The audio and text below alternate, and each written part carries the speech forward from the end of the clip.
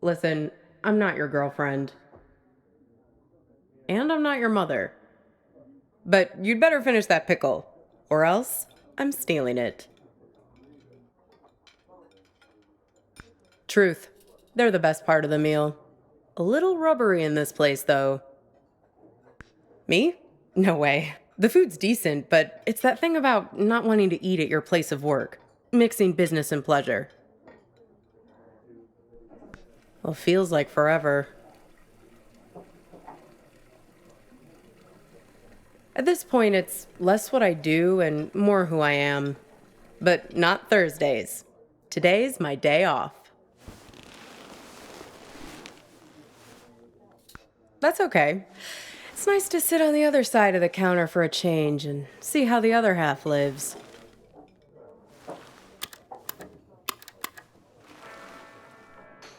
This music, isn't it dreamy? I can tell we have some things in common. We both have to live by our wits. Hitchhiking isn't an easy trade. Waiting tables isn't either. I'll show you what I mean. Corned beef hash with 3 eggs over easy, whole wheat toast and hash browns. 2 eggs scrambled with bacon, sausage, English muffin, and french fries with mayo instead of ketchup. 3 eggs over easy with well-done bacon and a side salad, hold the toast, Greek omelet with well-done hash browns and white toast, a short stack of blueberry pancakes, coffees all around, and 1 Diet Coke. So, how many orders of toast were there? Okay, here it is. Corned beef hash with 3 eggs over easy, whole wheat toast and hash browns. 2 eggs scrambled with bacon, sausage, English muffin, and french fries with mayo instead of ketchup. 3 eggs over easy with well-done bacon and a side salad, hold the toast, Greek omelet with well-done hash browns and white toast, a short stack of blueberry pancakes, coffees all around, and 1 Diet Coke. So, how many orders of toast? Yep. Well, unless you count the English muffin. Then it's 3. Well, you must have been doing something right to have made it this far. I figure there's an art to hitching a ride. You have to be able to read people very quickly. Waiting tables is no different. You get to know what people want before they know what they want. It's a sixth sense. It's good you managed to lose Hops back there. Let me guess, did he try to make you promise to meet him again? Yeah, we've all made a few of those. This highway is practically paved with broken oaths sworn to Hops, patron saint of useless stuff. He doesn't mean badly, Hops. He's just a bit stuck in the past. That's why he has all that junk in his car. Can't let go of anything. Can't change. People like to solve problems with the tools they understand. Hops thinks all the useful tools are in the glove box of his own memory. That's why it's good you got clear of him. He's a bad influence for someone like you. You need to let go to move on.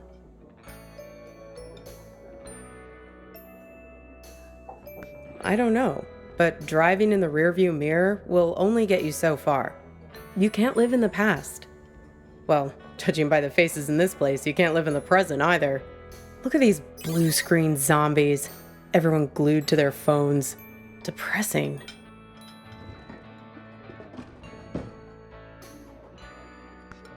The living dead all around us. Not you two, though. You and your girlfriend. You were very much animated.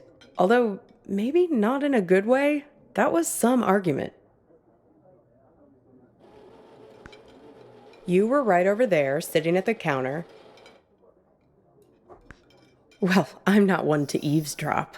Something about text messages, being present.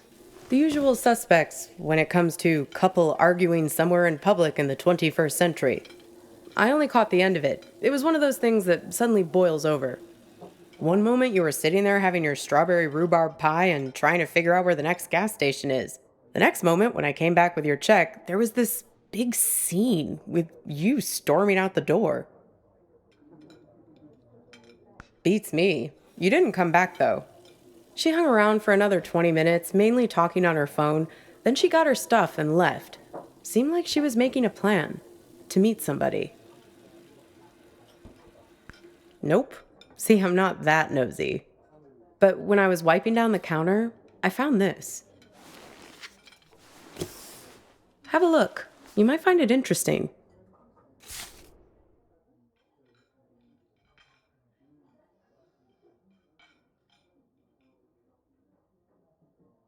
Weird, right? Gets weirder though. Check out the back. Seems like some kind of rendezvous. I mean, I figure that's not your card.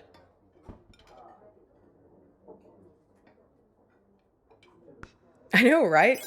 No idea. I mean, you don't even drive. Sorry, Copernicus. I've helped you all I can this time. Like I said, we all know each other on this highway.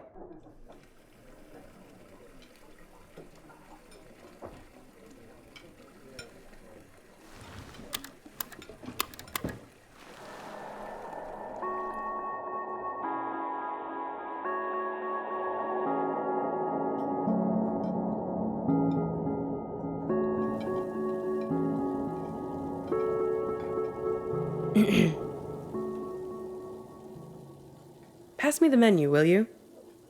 I want to see if they have the seasonal milkshakes in yet. Aw, look at that. It's like a little map of your adventures.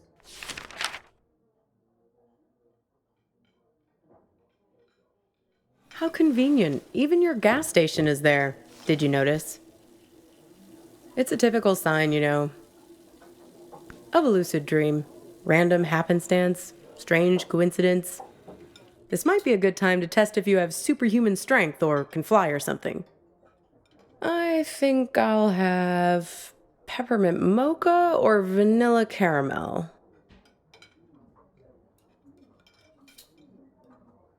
Sure. I mean, come on. Raisin farmer? There's no such thing. Grapes have farmers. Raisins are dried grapes. End of story. Jeez, where's the waitress anyway? I'd kill for a shake right now. Well, things become real when we invest meaning in them. When we make them real.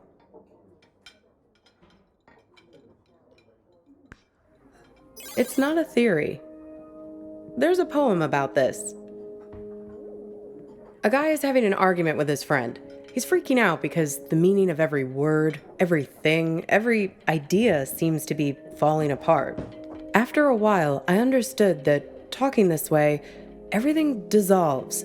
Justice, pine, hair, woman, you, and I.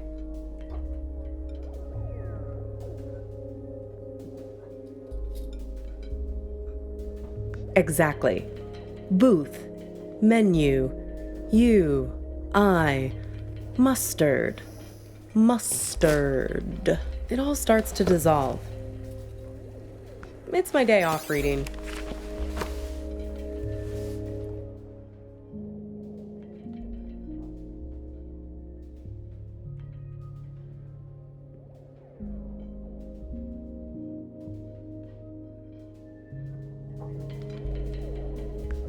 Well, he remembers this lover he had, and that helps him get his head screwed on straight again. Well, in a sense. It's more that he thinks back to what it was like when they were together, and the different memories come together and leave him with a sense of specificity. That things are real and not just a big pile of words and concepts and stuff that fall apart the moment you try to squeeze them tight. He thinks back to when he was a boy and remembers this river where he would try to catch the little orange silverfish called Pumpkinseed. But you do. Just repeat after me. Pumpkinseed. The memories are real. Look at me.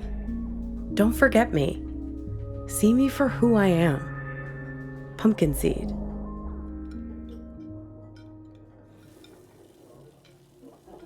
You'd be surprised. You wouldn't believe how much people project their weird bullshit on me. It's the curse of the diner waitress. Less a real person and more a blank screen. I can't tell you how many swingin' dick Detective McGurks I've met in this place. Give me a coffee as black as a moonless night, darlin'. Shit like that. Everyone has an agenda. People think they come to a diner for food, but they're really looking for something much more profound. They want something, and at the end, they settle up. You bring the bill, and they have the chance to make good again. Everybody wants to be forgiven. It's a simple transaction. You're no different. Well, there's that box you're carrying around and want to get open. You're here looking for answers, but only the warm, cuddly kind. You're not going to hang in when it starts getting heavy. This whole modern problem of people not really being present, it's everywhere. And technology only makes it worse. Once the robot doubles started showing up, that was the tipping point. Robot doubles. The first models were so expensive, only Silicon Valley types could afford them, like electric cars. But pretty soon it got to the point where basically anybody could afford a robot double of themselves. You could pick one up at Walmart, one aisle over from the toilet paper and the firearms. Even the company that produces my cheap-ass phone started them. They claimed they were on a mission to disrupt the human space. I hate that word, disrupt.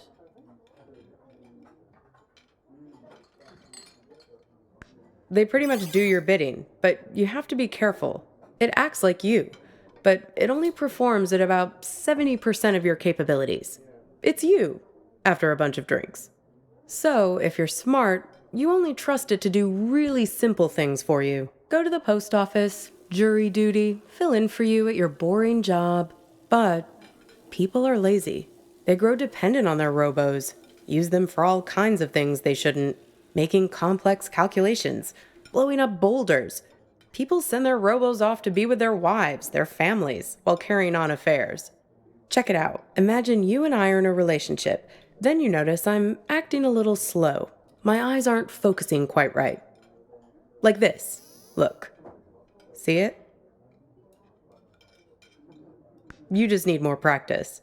Then you'd realize that I just stuck you with a pile of bolts for the evening. Did someone stand me up with a robo? No, not exactly. It's more about this thing that happened to me at work once. It happened in my former life as a flight attendant. Grab that thing and pull up a chair. I'll tell you all about it.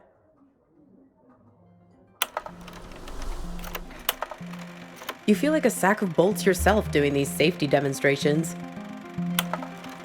People are zoning out, staring at their phones like the blockheads in here, or else just leering at you like you're the first woman they've ever seen wearing a uniform. But you start getting good at spotting the doubles. They're often the only ones paying attention, staring at you with those not quite human eyes of theirs. Technically, no, they're not supposed to be there. But like I said, people bend the rules, and security rarely checks. They're fine on the runway, perfectly docile. But something goes wrong at altitude, something about the navigation system. The FAA wanted to study it, but the study got shut down because you're not supposed to have them on aircrafts in the first place. So yeah, I learned to spot them right away. It becomes a job requirement, a matter of survival. Here, try your luck. Have a look at the table. So, 1 mustard, fine. 3 mustards, not so fine. The one on the left is the real one. See if you can track it.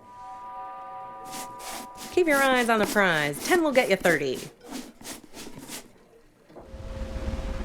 Very good. You have successfully enforced airline regulations. Want to play again? So, where was I? Pick that up again, and I'll show you what happened next. One time, we were doing a flight into Galveston, and we had a sudden drop of cabin pressure about 100 miles from our destination. No, but imagine this. Everyone's freaking out. I'm trying to help a girl with her arm in a cast to get her oxygen mask over her head. Suddenly, I'm aware of this Frankenstein monster lurching towards me. The robos, they're like an army of the undead. I don't know if they were affected by the sudden change in cabin pressure or what, but they just lost their shit. People are screaming, and we're huddled together like a band of villagers with pitchforks to fight these things, throwing crap at them from the drink cart, locking them in the toilets, and so on. Luckily, they started fritzing out on their own, like Hal in 2001 when his brain starts melting. Let me tell you, as soon as we got over water, adios! Out you go, robos! Threw them right out of the cabin doors.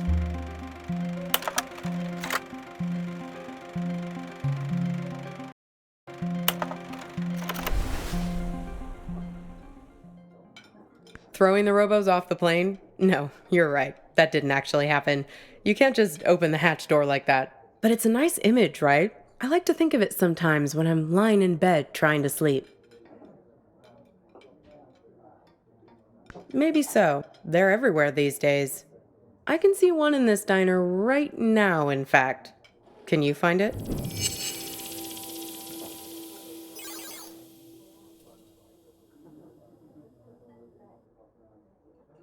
That's right. The King. Can you believe it? God, I miss the King. They say that it was the first robot double prototype ever made. He actually sent it off to act in some of those cheeseball movie roles he had. That's why they were so bad. Am I? Says the guy who called his own girlfriend a robot. I seem to recall you standing right there, complaining, it's like eating lunch with an automaton. You really don't remember anything?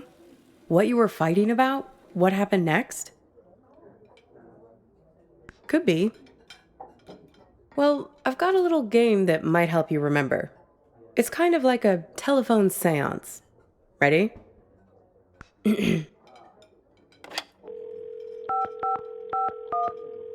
Hello? Is that you? This is your girlfriend. Yes, it's me. I'm calling from beyond the grave. So, who are you with right now? Am I interrupting you? Why'd you bring me back here of all places? Of all the restaurants we've been to? Couldn't you have summoned me to that place with the sour cream pierogi?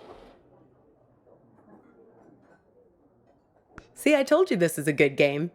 Okay, so, I'm your girlfriend. Somehow, I'm not with you now, and you don't know why. Except, I am with you right now. That pretty much sum it up?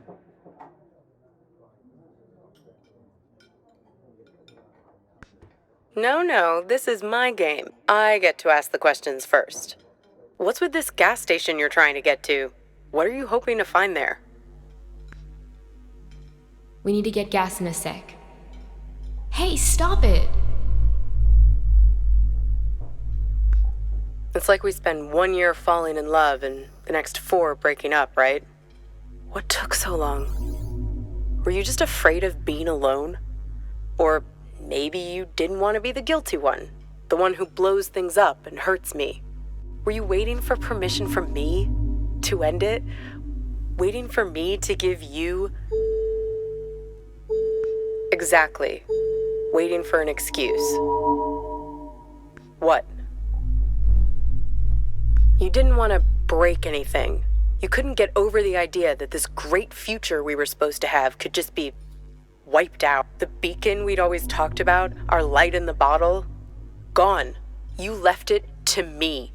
Put it on me to do what needed doing. Well, I finally gave you the sign you were looking for, right over at that counter there. You guys need anything else, or you're okay for now? We're fine, thanks. You do anything to make it different, right? To fix things. I can take you to that gas station, and I can be her for you. Together, we'll open the box. You can make it happen. You can make it real. What do you say? Miss the old times? Let me be her. Okay, your choice. Now it's your turn. You can ask me one question, whatever you want. The man on the phone. Yes, the one I was texting when we were eating lunch. The man with many eyes. Yes, he has 10 eyes, like this. No, he wears them around his wrist, like a bracelet. Even while he sleeps, a few of them keep watch, their eyes open. He also wears an orange vest. Find the man with many eyes, and his friend, the man with mirror eyes. They're the ones who did this to me. Close your eyes. Hey, where'd you go? It's like you went somewhere else there, having some irresistible dream. Good for you. Reality is always the best policy. Speaking of reality, the check has arrived. Works for me. What's the sudden rush? Are you sure? If you're lucky, maybe she hasn't even gotten to the gas station yet. Well, the card has Thursday 4 p.m. written on it, right? That was 2 days ago. And need I remind you that today is... Yeah, if we leave now, we can beat her there by nearly an hour and find out who's waiting for her. Well, that's easy. If I'm made up to look like her, he'll give himself away as soon as we arrive. I have a few wigs in the car. Like I told you, I'm an expert shapeshifter. Come on, time to be forgiven. And time to hit the road. Time to pay the check so we can get out of here.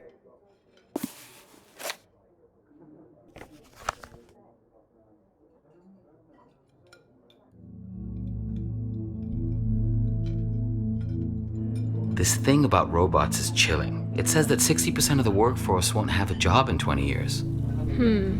Hey, can you put down your phone for 3 seconds? I'm trying to have a real human connection with you, and you're so tuned out. It's like I'm eating with a robot. I'm sorry, I know. We need to get gas in a sec. You can tell me about it while we're in the car. Would you put that thing away? Hey, stop it! Come on, let go! Who is that? Who are you writing to? God, keep your voice down. Look, I've been driving for ages. I just need to space out a little. A little? It's like you're a million miles away. Can you just give me a break, please? We were just taking a break, remember? Now we're back together, but I feel this is the last place in the world you want to be. Well, that's what I'd call a self-fulfilling prophecy. Ain't love grand? Come on, let's get out of here.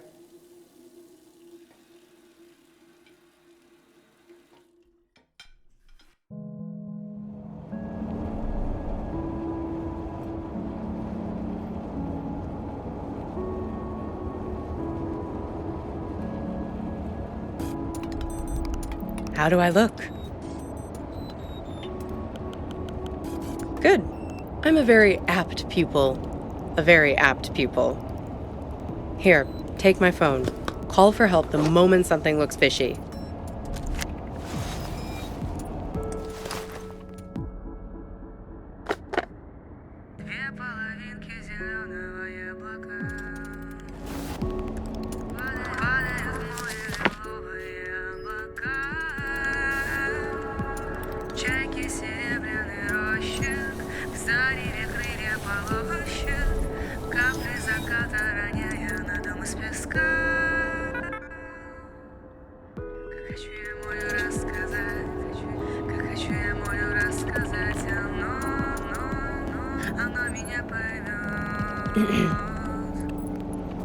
Shoot.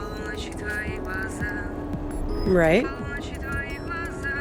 I did, yes. Right, it was her. Yes, and? Listen, there's something at the end of this road that you don't want to find. If you only wanted to find it, there wouldn't be all this conflict. Drivers lying to you, drugging you with raisins, all the little glitches, things that don't make sense, the static. It's hardly been a smooth ride, has it?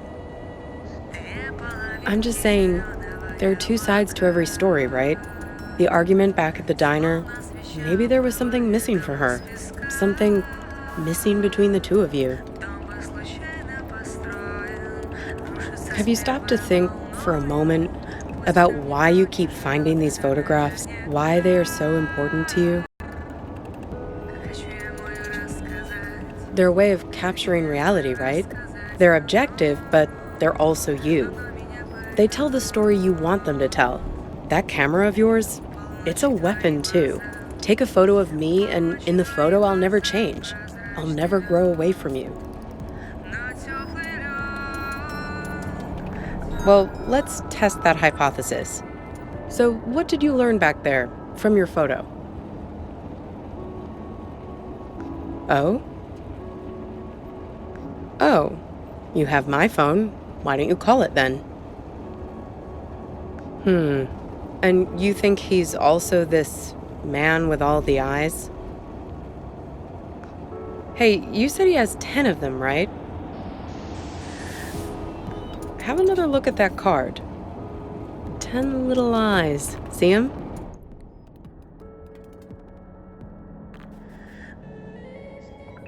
Freaky, right? Well, almost there now.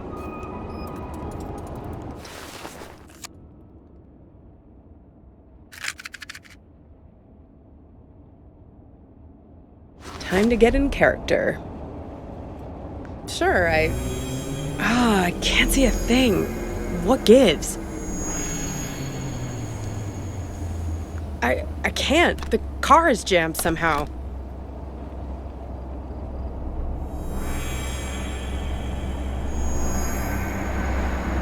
What the hell? Watch it, buddy.